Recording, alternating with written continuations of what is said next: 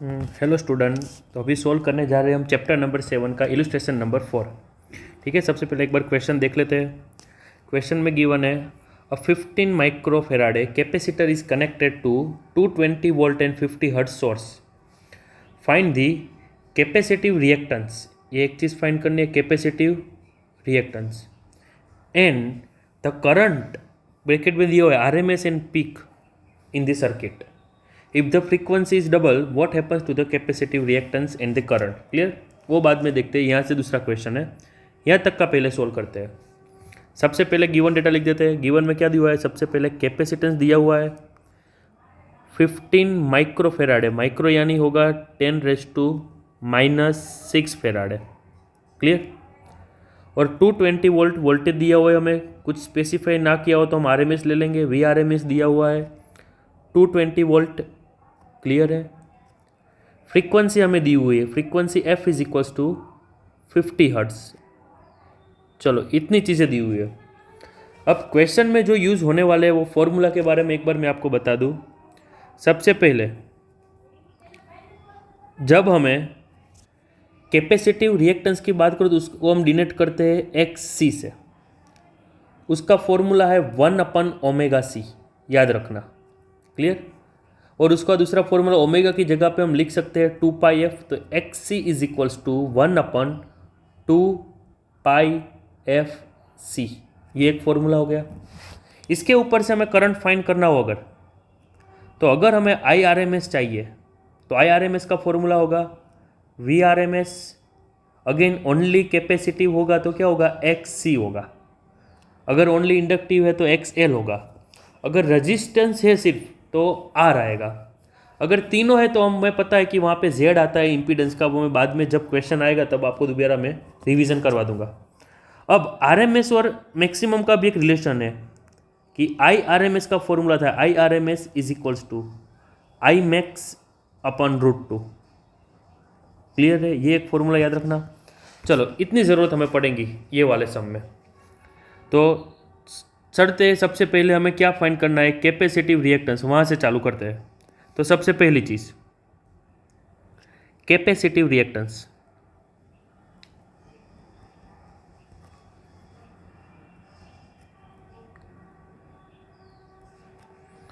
Capacitive reactance में हमें बोला है, फॉर्मूला है हमारे पास, sorry, XC is equals to 1/ωc और 1/2πfc। तो मैं यहाँ पे यूज़ कर रहा हूँ 1/2πfc। क्लियर है।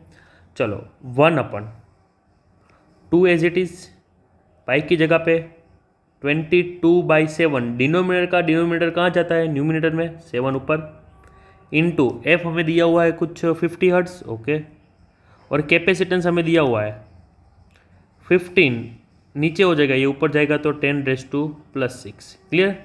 अब ये मैथमेटिक्स आपको सोल्व करना है और इसको आप सोल्व करोगे तो आपका कुछ XC आंसर मिलेगा। मैं डायरेक्टली आंसर लिख देता हूँ 212.3 समथिंग। चलो, क्लियर है। तो ये हो गया हमारा पहला आंसर। डन, देख लो एक बार ध्यान से। डन। अब हम चलते हैं नेक्स्ट। दूसरी चीज़ क्या फाइंड करनी है? करंट फाइंड करना है हमें। करंट भी कौन सा? RMS और पीक दोनों।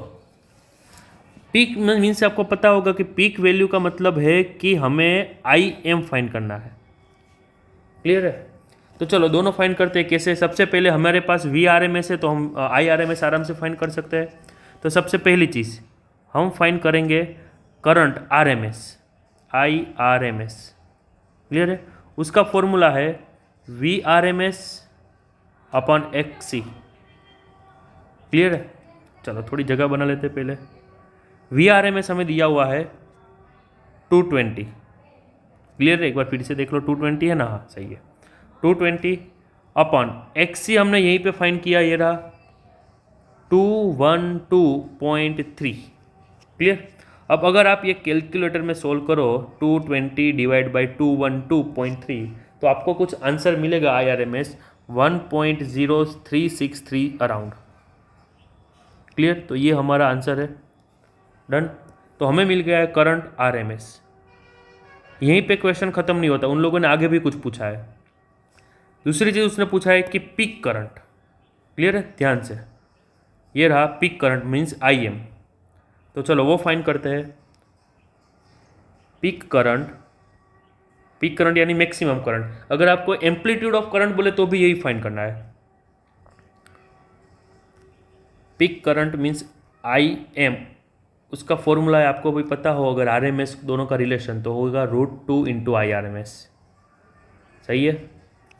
कहाँ से आया एक बार देखना हो तो ये रहा हमारे पास, यहीं से आप सब्जेक्ट कर लो IM को, तो आपको ये फॉर्मूला मिल जाएगा। चलो √2 यानी क्या होगा 1.41, IRMS यानी 1.0363। चलो ये अगर आप मल्टीप्लाई करो IM तो आपको कुछ आंसर मिलेगा 1.47 एम्पियर आ रहा हूँ। चलो क्लियर है। तो हमारे पास दोनों आंसर हमारे आ गए। अब एक और चीज़ जो हमने लास्ट क्वेश्चन देखा था उसमें नेक्स्ट क्या दिया था, ये रहा कि if frequency is double what happen to the capacitive reactance and current. कि अगर हम फ्रीक्वेंसी को डबल करते हैं तो करंट में और रिएक्टेंस, कैपेसिटिव रिएक्टेंस में क्या चेंज होता है। तो ध्यान से सुनिए मेरी बात। मैंने आपको आगे ही बताया कैपेसिटिव रिएक्टेंस का फॉर्मूला है XC = 1/2πfc। क्लियर। यहाँ से हम डायरेक्टली देख सकते हैं कि capacitive reactance is inversely proportional to frequency. Means कि अगर फ्रीक्वेंसी डबल हो रही है, फ्रीक्वेंसी बढ़ रही है, तो कैपेसिटिव रिएक्टेंस क्या होगा, डिक्रीज होगा। समझ रहे हो मेरी बात। तो यहाँ पे उन लोगों ने ऐसा बोला है कि अगर फ्रीक्वेंसी आपकी डबल हो रही है, उसका मतलब क्या हुआ कि XC आपका क्या होगा, हाफ। चलो क्लियर है। अब करंट में क्या इफेक्ट आता है देख रहे। तो करंट का फॉर्मूला I = V/XC। क्लियर। कि अगर फ्रीक्वेंसी डबल हो रही है तो XC हाफ हो रहा है, अगर XC हाफ हो रहा है तो मतलब कि करंट क्या होगा, डबल होगा। चल रहा है पता, क्योंकि करंट XC से इन्वर्सली प्रोपोर्शनल है। तो इसका मतलब कि आपका जो करंट है वो क्या होगा, डबल होगा। क्लियर। ये हमें क्वेश्चन में पूछा हुआ है।